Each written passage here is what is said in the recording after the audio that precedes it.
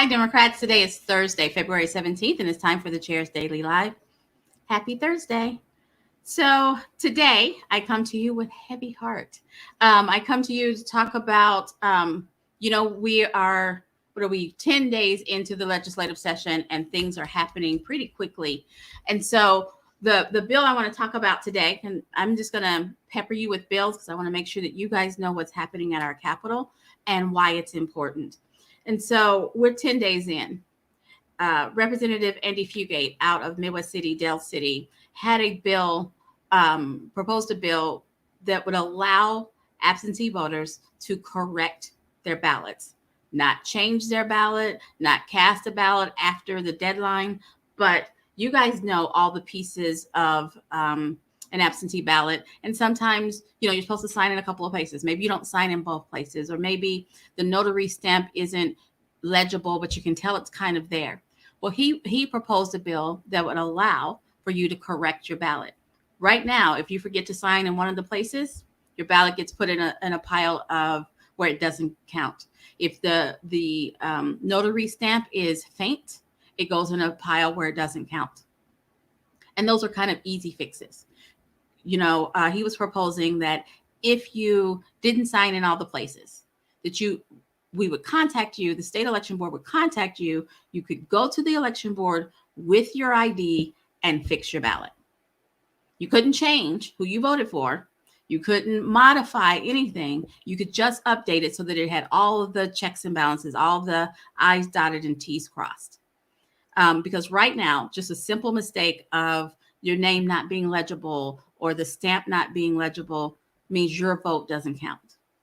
And so Representative Fugate proposed a bill to allow you to fix it. And this is not some far-flung, oh my gosh, how insecure. Other states already have the ability to cure your ballot. They already have an ability to say, oh, look, Alicia, you didn't sign it in a way that we can read it. Come down here and fix it. And you have until this date to fix it or it doesn't count. So I can get in my little car and drive down there with my ID, prove that I am who I am, and correct that thing. Couldn't change my vote and couldn't vote for something that I forgot to vote for. All I could do is fix the paperwork. This bill never made it out of committee. Just never made it out of committee.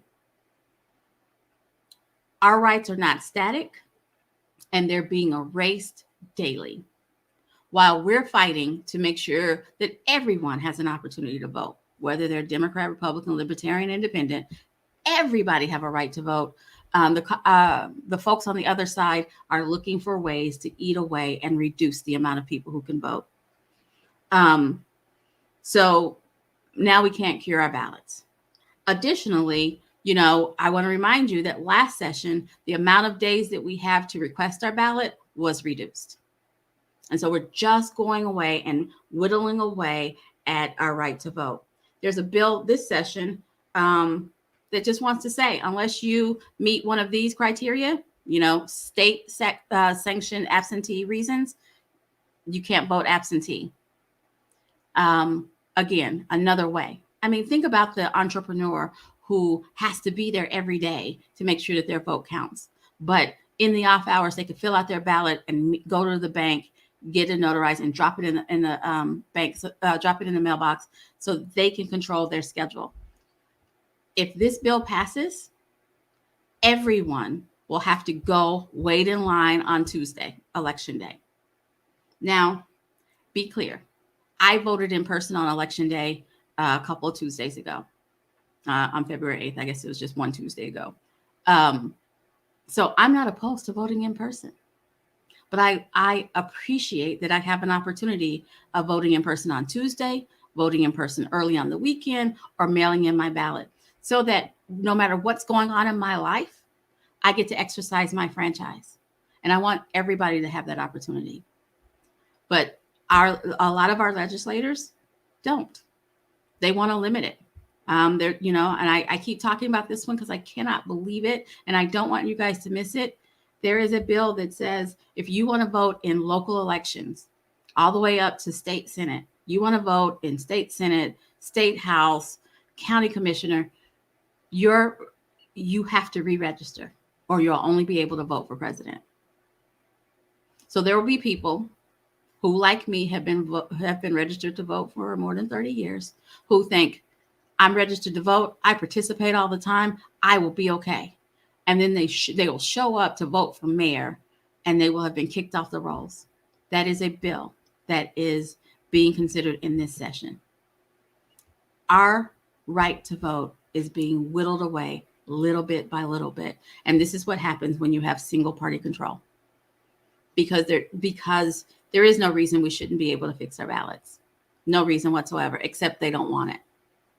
And because they don't want it and they have the supermajority, the bill didn't even make it out of committee. We need more balance in our state legislature. So I've spent the day talking to candidates. And so this is why this is heavy on my mind. I spent the day trying to convince people to run, or thanking people who have agreed to run, agreed to put their name on the ballot. I need your help in finding people that you can support. But as I think about this, and I'm telling them that Democrats will be there to vote for them, I am also reminded that folks in our legislature are trying to whittle away at how many folks will be available to vote for them. Help me find a candidate that you can support. We've got to introduce more balance into our legislature. They are whittling away at our rights, and we're not helpless. It's just harder. We need to give our current legislators some help. They need some company. They need some people in there to shoulder this fight with them. If you want to hear a little bit more about what bills are being considered and what the legislative priorities are for our Democratic caucuses in the House and the Senate, join Scott on Monday at 6:30 when he'll be talking to Emily Virgin, the leader of the House Democratic Caucus, as she talks about the House Democratic Caucus priorities. Or you can watch this past Monday's Hamilton Report, where he had Kay Floyd, the leader of our Senate Democratic Caucus, talking about the Senate priorities. We need to stay on top of what's happening, because if we don't, you will wake up and you will have no idea what rights have been taken away from you, because they are working to take away our rights. So the moral of today is that we've got to find candidates that you can support. And I need your help. I'm working hard at it. I'm talking to candidates all over the state, but I need your help because I don't know everyone. One of the candidates I talked to today was an email that somebody sent me and said, this guy is thinking about running for office. Give him a call. One of them was a Facebook message. This guy is thinking about running for office. Give him a call. I had a conversation with somebody else. This woman is thinking about running for office. I make those phone calls. I have those conversations with candidates, and I welcome those conversations. So if you've had the conversation and you've not convinced them, send them over to me and let's see if I can convince them. We are less than 2 months away from the filing deadline. We need to get all of our candidates lined up. I want to thank Mary Brannon for joining us today. She is a candidate for Congress in Congressional District 4, running against Tom Cole. Our candidates are out there. They're engaged. They're paying attention. And that's what we need. Thanks for joining me. I will be back here tomorrow at 4:15. You guys have a great one.